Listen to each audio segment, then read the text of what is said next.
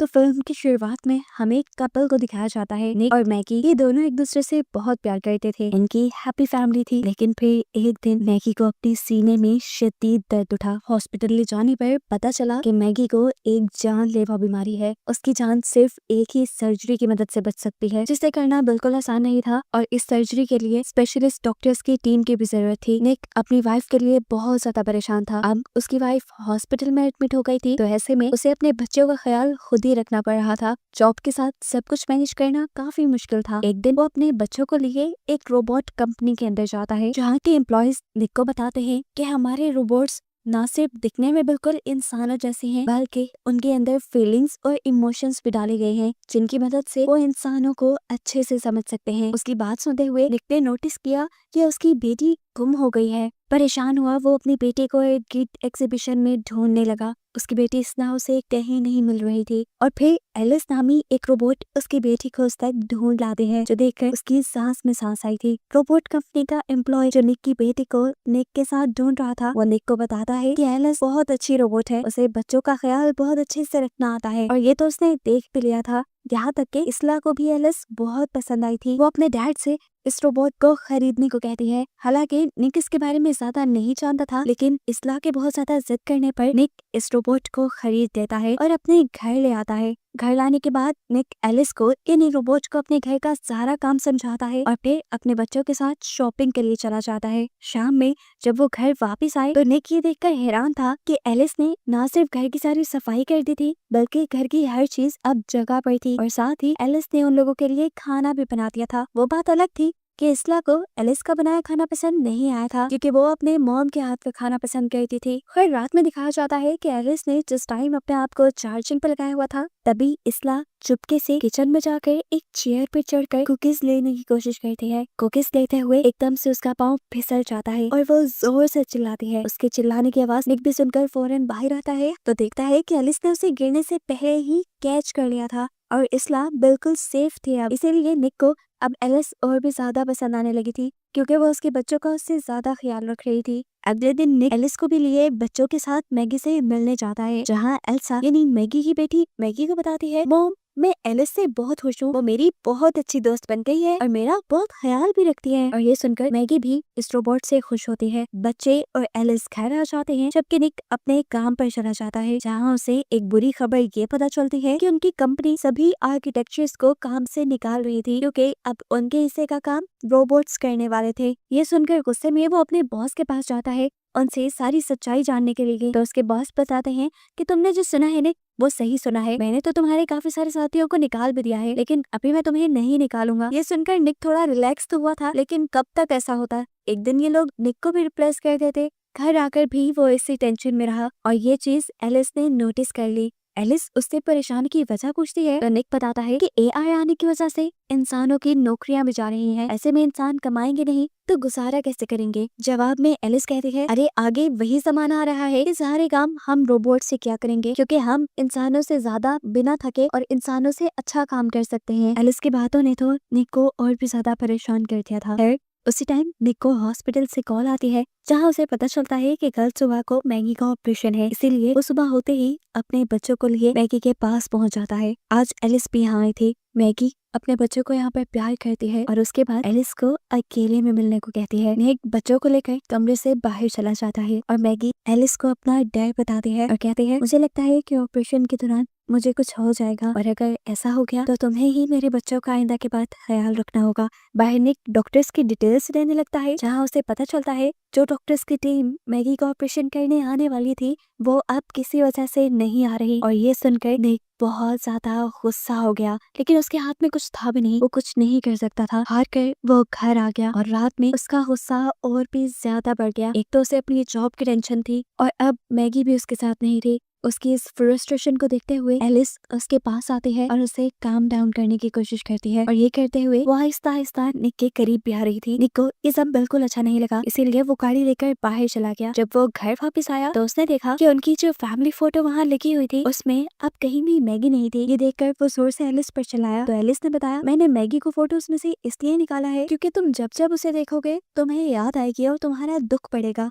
लेकिन निक को ये सब पसंद नहीं आया था। निक एलिस से कहता है फौरन से पहले मैगी की फोटोज इसमें वापस करो। ये कहकर वो दोबारा घर से चला गया। आज वो सारे दोस्तों के साथ बैठा हुआ था। इनमें से बहुत से लोगों की जॉब चली गई थी और बहुत से लोगों की जॉब डेंजर में थी। सभी इसी के दुख में बैठे हुए थे। ये तभी निक का एक दोस्त इन सबको अपने साथ चलने को कहता है और इन्हें लेकर जाता है उसी साइट पे जहाँ ये लोग आजकल काम कर रहे थे। निक का पासवर्ड यूज करते हुए ये लोग एक कंटेनर खोलते हैं और उसमें से एक रोबोट को बाहर निकाल कर निक का दोस्त उस रोबोट को डिस्ट्रॉय कर देता है। ऐसा करके वो अपनी नौकरी का बदला लेना चाह रहा था। खैर इसके बाद ये सब लोग यहाँ से चले जाते हैं। निक भी अपने घर आ जाता है और रात में जब वो नहा रहा था तो तब उसके पास दोबारा एलिस आई उसे टॉवल देने के लिए। नहाते हुए ही वो अब निक की आंखों पे पट्टी बांध देती है और उसके काफी करीब भी चली जाती है। सुबह होने पर निक को बहुत ही बुरा लग रहा था क्योंकि रात जो कुछ भी हुआ वो ठीक नहीं हुआ था। इसीलिए वो एलिस से माफी भी मांगता है, लेकिन एलिस कहते हैं कोई बात नहीं, तुम्हारा और तुम्हारे बच्चों का ख्याल रखना मेरी ड्यूटी है।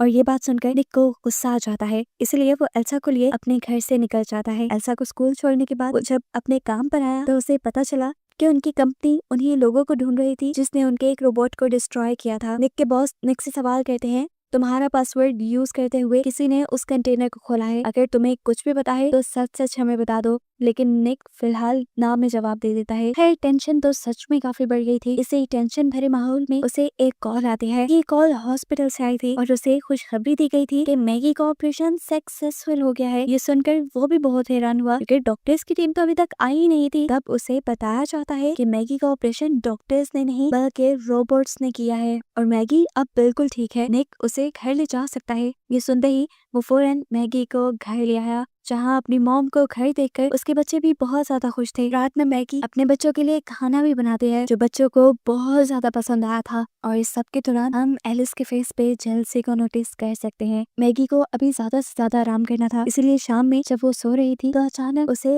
एल्सा की आवाज आई, ऐसी कि जैसे वो गिर गई हो। जल्दी से वो जब एल्सा को देखने के लिए स्टेयर्स से नीचे उतरने लगती है तो स्टेयर्स की रेलिंग टूटने की वजह से वो गिर जाती है। और यहाँ वो ये भी देखती है कि एल्सा रो नहीं रही थी बल्कि एलिस के साथ खेल रही थी। उसका गिरा हुआ देखकर एल्सा उसे गोद में उठा लेती है और उसे रूम में छोड़कर आती है। आज काफी रात में जब निक घर लौटता है तो देखता है कि एलिस एल्सा को उसकी मॉम यानी मैगी की आवाज में कहानी सुना रही है और ये देखकर उसे अच्छा लगता है। वो भी उन दोनों के पास ही आ गया जहाँ एलिस ने उसे बताया कि आज मैगी सीढ़ियों से गिर गई थी। जो सुनकर वो फौरन मैगी को देखने के लिए भागा। निक को परेशान देखकर मैगी से कहती है मुझे ज्यादा कुछ नहीं हुआ, एलिस मुझे उठाकर ऊपर ले आई थी, रेलिंग की टूटने की वजह से बस मैं गिर गई थी। और ये सुनकर उसे शक हुआ कि जरूर ये सब एलिस का ही किया हुआ है। उससे पहले कि वो एलिस से कुछ पूछता घर पर उसका वही दोस्त आ जाता है जिसने उसकी कंपनी के रोबोट्स को तोड़ा था। वो आकर निक को बताता है कि पुलिस को मेरे बारे में पता चल गया है और मुझे लगता है कि मेरे बारे में तुमने ही पुलिस को बताया है। हालांकि ऐसा नहीं था और इस गुस्से में वो यहाँ पर निक को मारने लगा।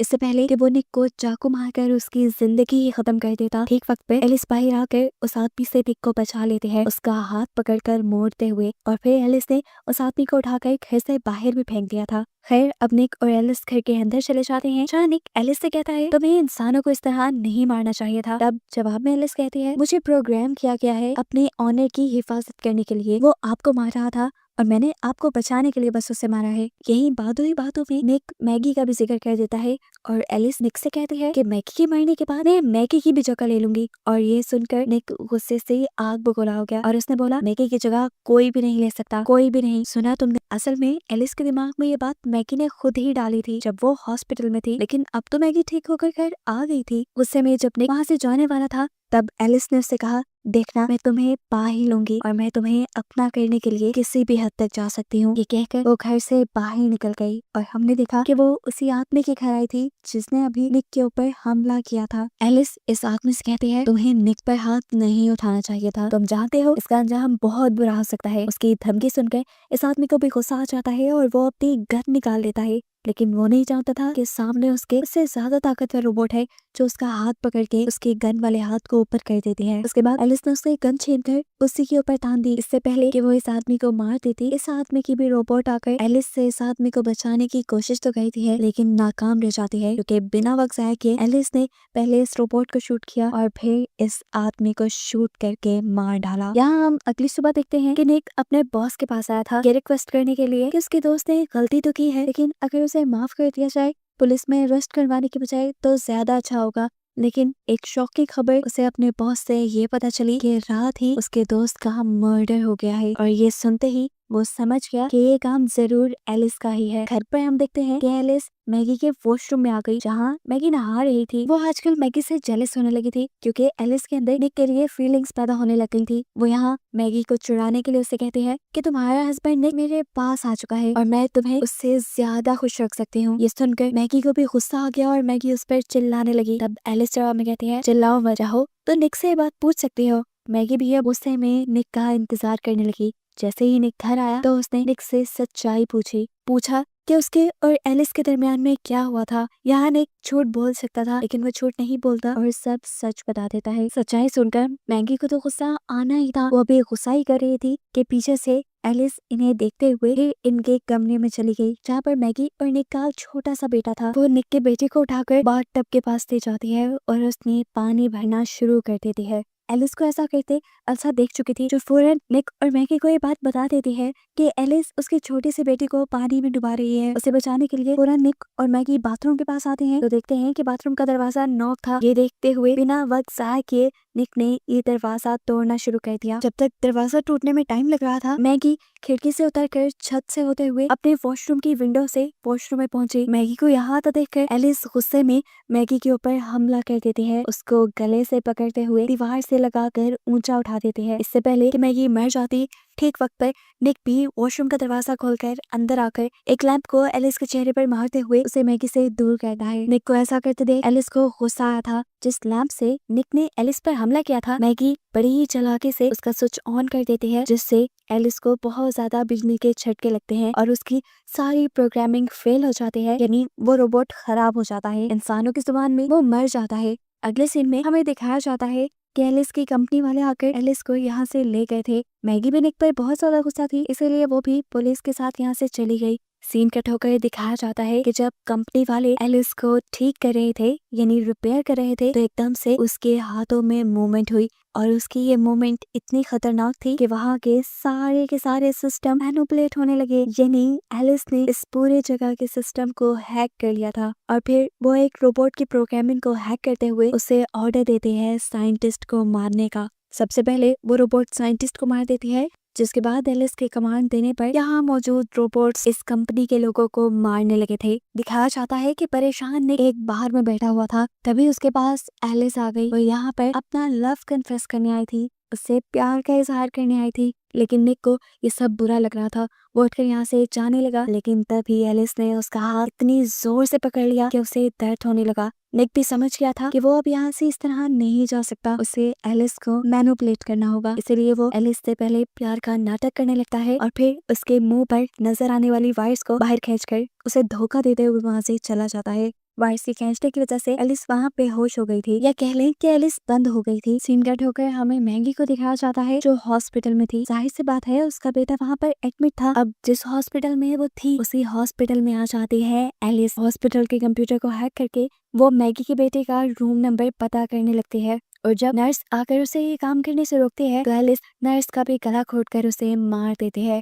उसे मैगी के बेटे का कमरा पता चल गया था। जब तक उस कमरे में पहुंची तो उसने देखा कि मैगी अपने बेटे को लेकर यहाँ से जा चुकी है। इधर दिखाया जाता है कि निक कॉन्टिन्यूसली मैगी को कॉल करने की कोशिश कर रहा है, लेकिन मैगी का फोन तो हॉस्पिटल के बेंच पर ही रह गया। मैगी का पीछा करते हुए वो पार्किंग लॉट में आ गई, जहाँ मैगी अपने बच्चों को गाड़ी में बिठाए यहाँ से जाने ही वाली थी, लेकिन तभी एलिस उसके सामने आ गई। एलिस गाड़ी के अंदर ही हाथ डालकर मैगी को मारने की कोशिश करती है, लेकिन तभी ठीक वक्त पर निक वहाँ अपनी गाड़ी लाकर अपनी गाड़ी से जोर से एलिस को टक्कर मार देता है, जिससे फिलहाल के लिए मैगी से तो एलिस दूर हो गई, लेकिन निक की कार का बुरा एक्सीडेंट हुआ और उसे खुद भी बुरी तरह चोट आई। उसे देखने के लिए मैगी फौरन अपनी कार से निकली। उसे जाकर निक को भी कार से निकाला और देखा कि निक को बहुत चोट आई थी और वो बेहोश भी हो चुका था। इससे पहले कि वो कुछ करती, एलिस दोबारा मैगी के ऊपर ही हमला कर देती है और उसे नीचे जमीन पर गिराते हुए अपनी ही बॉडी से एक लोहे की चीज निकालकर उसे स्टैब करने की कोशिश करती है, लेकिन ठीक वक्त पर